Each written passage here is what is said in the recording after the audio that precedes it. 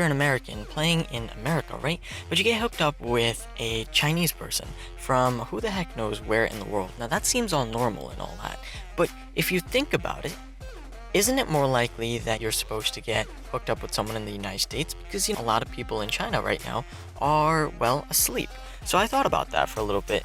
And back when I originally started playing, about a week or so after this game's launch, I always thought to myself, how exactly is it that for some reason, every single time, unlike Clash of Clans, there's no search time, right? You just get hooked up with someone within seconds. Quite literally seconds. Why exactly did they do this originally? So originally I thought, okay, that's perfectly fine. I guess there's just a lot of people active right now since the game just came out. But even then, there must have been...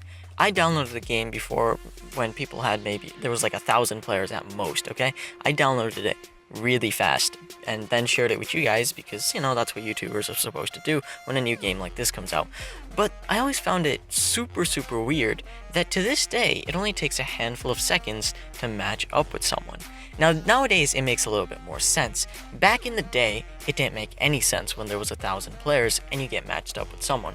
The odds of me getting matched up with another YouTuber was much higher, but I would with another YouTuber, I would get matched up with completely random Asians. So this led me to another theory. I was like, okay, maybe it's just there's a lot of Asian people who are playing this current game. All the Asian countries, they didn't get this game either. And getting the game wasn't exactly easy because, you can understand that there's going to be those handful of people who are like, oh, I have to get this game, I have to be the best of the best because, Asians always top the charts, not trying to be racist, but just putting that out there. So, of course, I was like, alright, maybe they did get the game. But it got kind of unusual.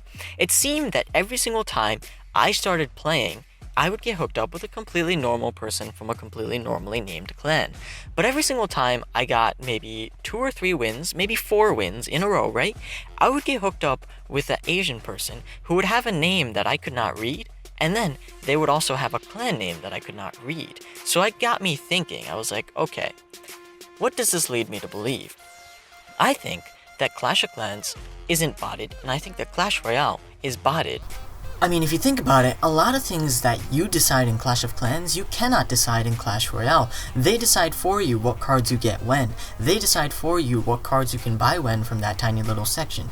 They also decide when maybe you win, when maybe you lose. It gave them a lot of leeway in taking money from certain people, and it also gave them a lot of leeway from, say, upranking certain players like play Clash of Clans, jumping out of nowhere and reaching the top of the charts, while other players work their butts off for 24 hours a day, but can't seem to make it to that top charts. Especially a friend of mine known as Smurf, who used to do really, really well, but eventually, even though he plays probably longer than a lot of players, he simply got just pushed off the ranks. I think the easiest way to think about it is, in Clash of Clans, when someone attacks you, you can go into your little attack log, and then you can click on their name and you can see their clan, their stats, and everything, and on here, it's just much tougher to do that. You can't just click on a replay and look at who exactly you attack, their stats, you can't invite them to your clan, you can't do any of that. You would quite literally have to search, say it's a random Asian clan, you'd have to somehow get those letters, search for that clan, find the person in a particular clan, assuming the clan doesn't have a vague name like Indian, and afterwards, you'd have to track down this player. Interesting, right? Go and search those clans. I don't know, I'm not going to go search this particular clan, but oftentimes what happens when you go search that clan is that the clan doesn't even exist. And if you look, and the clan does exist, if you look through, that particular name, assuming you can read it, isn't there either. How weird is that? Every single time you lose, that just happens to be the case. Now this makes perfect sense because originally to get people to play the game, they obviously needed it so people wouldn't get frustrated at the long load times that it would probably take for people to slowly but steadily, find an opponent and find the right type of opponent. There just wasn't enough people playing back then. But nowadays, it seems that as soon as people are on like a winning streak, so they don't get to the top too fast, it seems that Clash Royale overall pushes you downward by intentionally matching you up with some type of bot that just has the right troops, even if placed completely randomly, to take out your particular deck. Now that's genius in a sense, but it also kind of explains why a lot of people have quit. A lot of people got really frustrated, okay? If you read through my comments, when like a super good winning streak, they found the perfect deck, they're doing amazing, and then all of a sudden, they start losing, okay?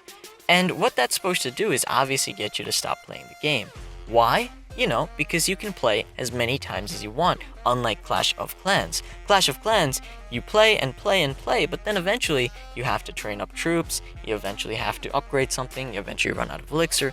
In this game, that just doesn't exist. You can play as many times as you want. You could quite literally play your entire life, and I don't even know if this game kicks you off. But I just wanted to go and put that out there. It makes perfect sense that Clash of Clans would have some type of bot system, not Clash of Clans, Clash Royale would have some type of bot system, right?